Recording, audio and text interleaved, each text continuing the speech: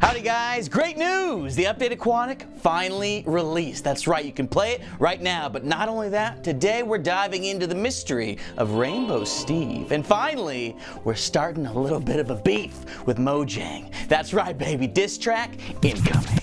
All that and more in today's MNU. Welcome everybody to the Minecraft News Update Show. I'm your host Tyler Pappas, aka Logdotzip, and in today's show we're going to take a look at the most recent updates from the Minecraft developers, the latest in Minecraft news and articles, and of course we'll be diving into what's going on in the community. Then we'll finish things off by taking on one of your community challenges. Make sure you leave a like, subscribe, and hit that bell to be notified of every single MNU right as it comes out. And hey, you may as well follow me on social media. Post lots of fresh memes and Instagrams and all those other things. But with that, my friends, we jump into our first section. What's the word? What's the Word is where we catch up with the Minecraft team and Minecraft developers about what's going on with Minecraft. And our first bit of developer news is that there's a new developer, and it's Corey Cheviak. He says, quote, "I'm excited to announce that I will be starting as a developer on Minecraft Java Edition at Mojang starting next month." Congratulations, Corey, and welcome to the team. It's a shame we didn't get to see your prowess on the Update Aquatics updates, but needless to say, I'm pretty sure you and Mojang are already working on the next set of features for 1.14. But speaking of Mojang, ugh, so annoying. It's about time to start some beef. Sarge DP tweeted out, "We just decided that Slice Lime is Mojang's favorite YouTuber. But yo, shouts out to Slizzin Rocks who thought to tag me. Yo, you're the real MVP, dude." So I got the fresh answer. It's time for a diss track. I've already started. Slice Lime, more like wasted time. More like piece of slime. More like can't even rhyme. Oh, this guy's going down. Slice Lime, I'm coming for you next week. Because I'll be in Sweden. No, seriously, Slice Lime, congratulations on being Mojang's favorite YouTuber. It's a slot I hope to one day achieve. But anyways, back to developer news. This next piece of information is all about Bedrock. Aubrey Norris tweeted out, "Okay, so here's what the timetable looks like, fam, for Bedrock. Part 1 of Update Aquatic is soon. This will be available for Switch on day 2 as a game update. Now, Switch is released June 21st, retail and digital. You'll need a patch for Aquatic and crossplay because you need the same version." Very cool and informative, Aubrey. And also, Aubrey, I don't know if you noticed this, your hair looks great today. It's an awesome take to see the Switch finally make it over to the Bedrock Edition version of the game where it can finally join crossplay with Xbox, with your phones, with etc. However, PlayStation 4, still another story. Hopefully they have a change of heart. With that, that's going to do it for What's the Word? Was it What's the Word? Okay, good, sorry. It's almost like I host the show every week or something. That's going to do it for What's the Word. Let's see what's new on the block. What's New on the Block is a segment where we dive into what the community's been up to and check out the latest in maps, mods, builds, add-ons, creations, and everything in between. And our first build today is actually a really cool before and after picture courtesy of Teriyaki. The top picture was this user's very first creative world that they had ever saved. It was created over 7 years ago in 2011 when creative mode first came out. Then Teriyaki decided to update it, and as you can see here, the bottom picture shows the world after just 3 weeks of additional work. It's really awesome to see how much this build has come across with just a little bit more color added. So nice work, Teriyaki, and it should show you guys that you should never want to delete your old Minecraft worlds. There's a chance you revisit them in the future. I mean, honestly, this thing is 7 years old. This build is older than probably some of you guys. But if you are curious in seeing some more old and ancient worlds, I've actually done a video on this on my channel, Yours Truly, baby. If you click the eye in the corner, you can see me exploring some old and corrupted Minecraft world saves. Moving on though, this next build is not one of beauty, but more of numbers. Have you ever wondered how many farmland blocks you can hydrate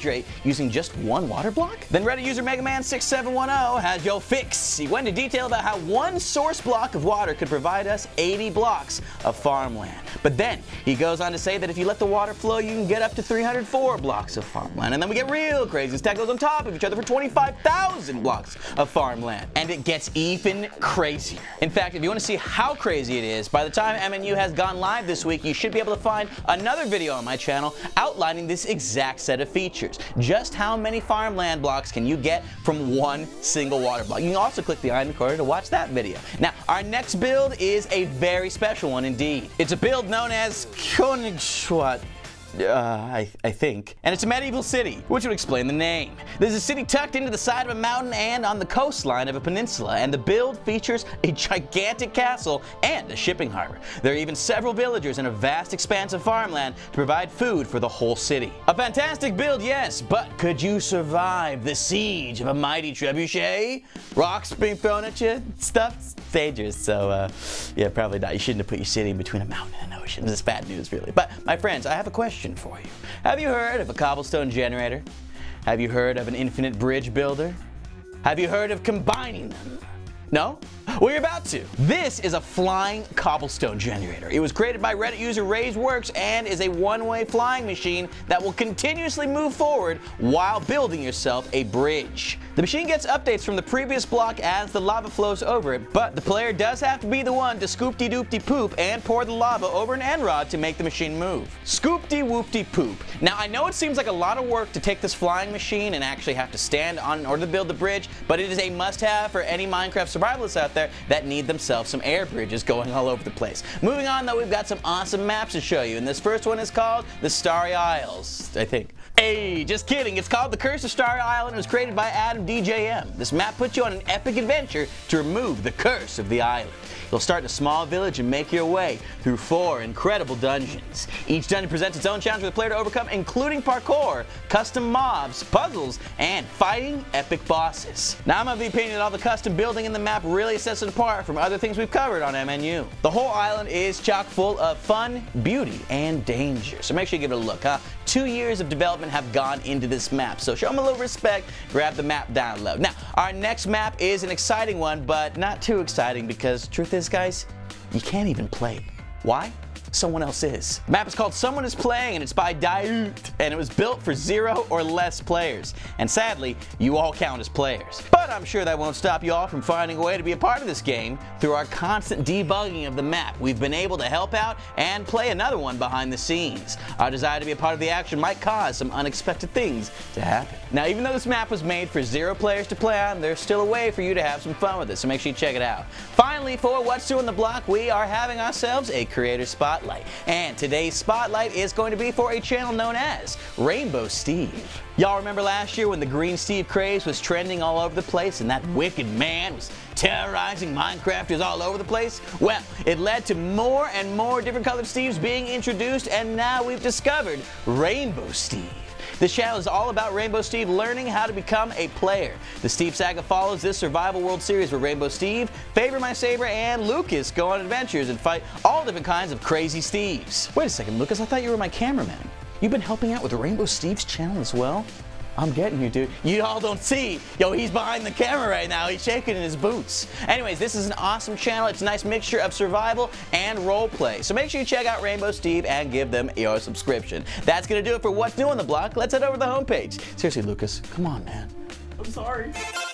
On the homepage, we took a look at the most recent articles that were featured on the Minecraft.net homepage. It makes sense, right? Our first article is an exciting one. Coral Crafters completed.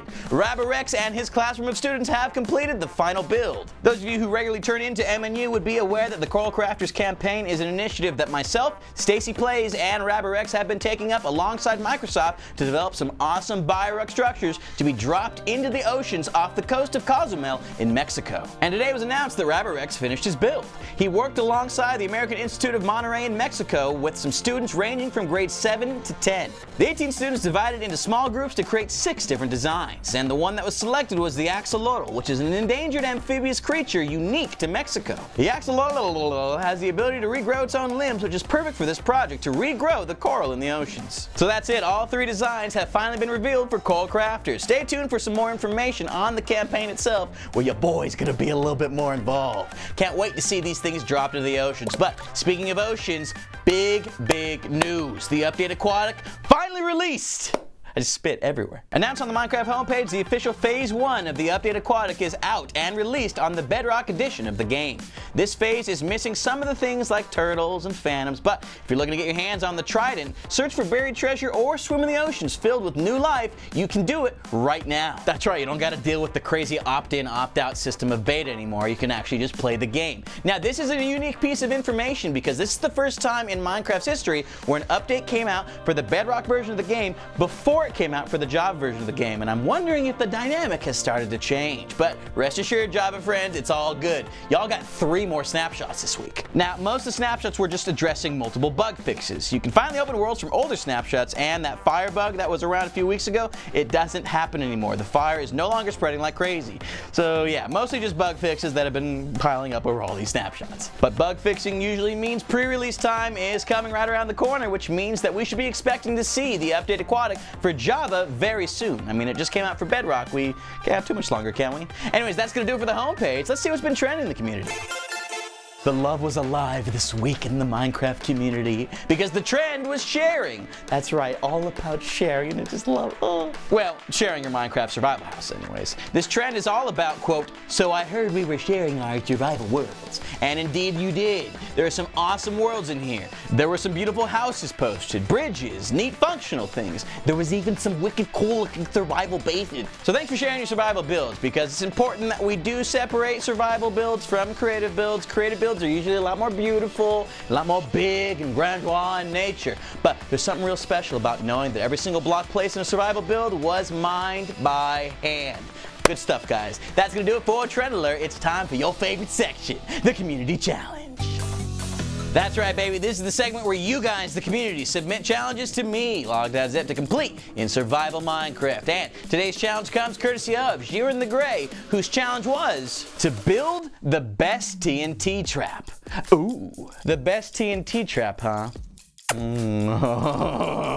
think I got something up my sleeves. That's kind of open to interpretation. So we're gonna head things over to Survival Minecraft and see just what I can get my hands dirty with. Alrighty, we're here in Survival Minecraft. We're in a lovely, innocent village. There's villagers trading and looking at grass and other things. This is a good trap. This is a TNT tree trap. You can use this on multiplayer servers. You can use this to terrorize mobs in game. You can do whatever you like with it. Everything you need for this trap is right here in the hotbar. There's a couple things that are a little harder to create. For example, the powered rails. This is the recipe for powered rails. These make, this makes the little minecart, and this makes TNT. We're gonna need a whole bunch of minecart with TNT, and then to make an observer, you need to get 6 cobblestone, 2 redstone, and another quartz. The rest of the recipes, as you can see here, they should be fairly simple for you to figure out. With that, you need to find a target. Now, trees have everything to do with the TNT tree trap, right? You can do it 2 different ways. In my experience, these are the ones that are the least assuming. You can either find a tree that kind of feels out of place, that you might want to get rid of, or you put it next to another tree that just doesn't feel like it's part of the pack. Ultimately, they all come down to the same thing, out of place. For example, this tree right here, this is a perfect target. You see, it's out of nowhere, there's no other trees nearby. Let's clear this because I want to build a nice little area, show this guy off. Except, just like that, the TNT trap strikes instantly.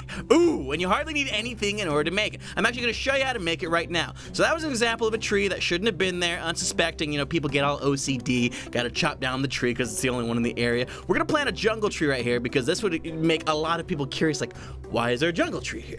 I got to chop it down. So that's exactly what we're going to do. We're going to start with our sapling, a sapling tree of your choice, then just grow that thing. Just grow it, baby. Now, this is a little stub of a jungle tree. Oh, this is terrible. From there, you're going to want to slowly dig underneath it and begin the process of setting this trap. You'll want to break the first and bottommost wood layer, and right on top of the wood layer, or right underneath the wood layer, is where you're going to put your observer block. The observer block, if you don't know what it does, well, it observes block changes. So the moment we actually place a very special block right underneath this, the observer will detect any changes in redstone. For example, the moment I break this now, the observer will send a pulse of redstone to this little guy right underneath this block, right underneath. So we got a powered rail right here. Look what happens to the redstone the moment I break the wood. Look, see?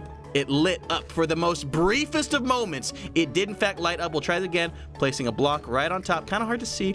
Place it right on top. Look, lights up very, very quickly. That's all you need to get the TNT carts going. So place your single piece of wood back underneath so that the tree looks totally unsuspecting. Nothing's different about it, except you've got your observer and your powered rail right underneath here. Next you'll want to do is make yourself, again, a nice little minecart. Check out minecart right there. And if you're wondering how to make TNT, well, you probably shouldn't be making this TNT trap. You put them in the corner just like that. Actually, I think I goofed it. Yeah, worst guy. I don't know how to make sick. So this is how you make TNT. Boom! And then to make a TNT minecart, you just do that. So you're gonna want a lot of TNT minecarts in order to do this properly. You could use one. You're not guaranteed to kill your opponent if you decide to do it the weak way. Like come on, really? You can't do more? Like, get real.